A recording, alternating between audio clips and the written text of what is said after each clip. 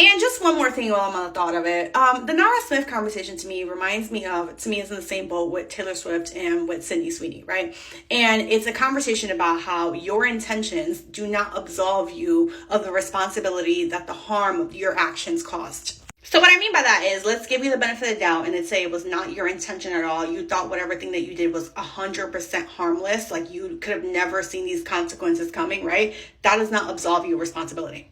I didn't know it was racist. Doesn't absolve you of responsibility. I didn't know it was trad wife content. Doesn't absolve you of responsibility. I didn't know it was spreading white supremacy. Does not absolve you of responsibility. It's kind of like how in this country, I'm not sure how it works in other countries, if you break the law and you did not know that something was illegal, that doesn't mean that you're not guilty of breaking the law. They will still slap them handcuffs on you. Doesn't matter that you didn't know. You're still going to jail, buddy. So now that we've established that ignorance does not make you innocent, that makes you still responsible for the harm you've caused, and it's still your job to undo it. It is still your job to go above and beyond to rectify the harm that you caused. And there's something especially heinous about having your name attached to rhetoric that is extremely harmful and not going above and beyond to rectify that. And then hiding behind the excuse, it wasn't my intention, I never said that, people just assumed, so therefore it's not my job to fix it. We are not talking about regular people, we are talking about multimillionaires, people who make millions of dollars off of their platforms. So it is their responsibility to use their platforms responsibly.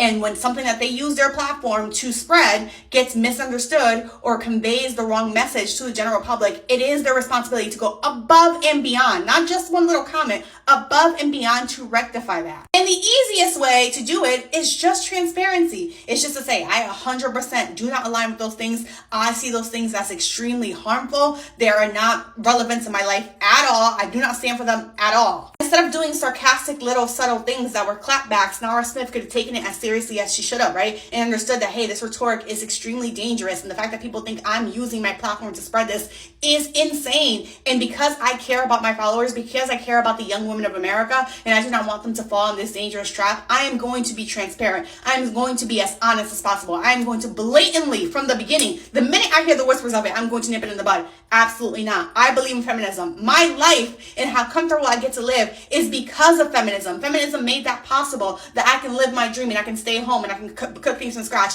and I can build a platform and I can make money to support my kids so my kids can live comfortably. All of those things happened because of feminism. Trad wife, I've always had a career and I love my career and I'm going to encourage my daughters to have a career. I'm going to encourage your daughters to have career. I am in fact not a homemaker. I'm more of a chef that happens to have kids. Me and Alton Brown have more things in common than me and the average stay-at-home mom. She could have easily been in her videos being like, hey, this takes 6 hours to cook in the oven. In the 6 hours that it takes to cook in the oven, I'm going to go reply to some emails. I'm going to go sit in a few meetings because I'm a businesswoman and I work.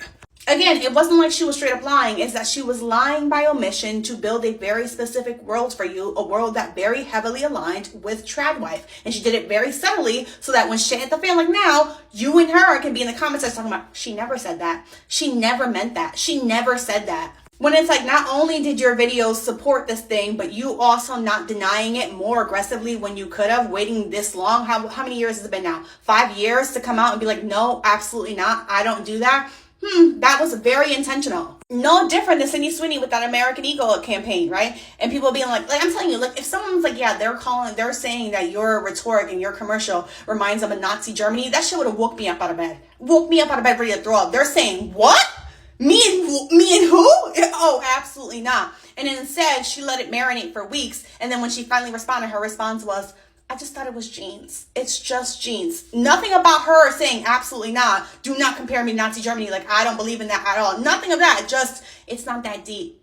I never said that. You guys are just looking too hard into it. Taylor Swift, the KKK is calling you their princess and using their music, your music, at their rallies. And you zip quiet.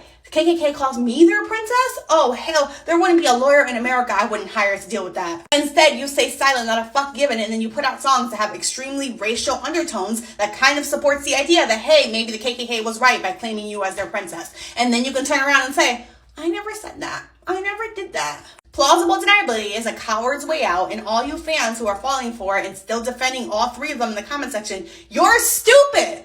And they bank on you being stupid. That's how they make all their money.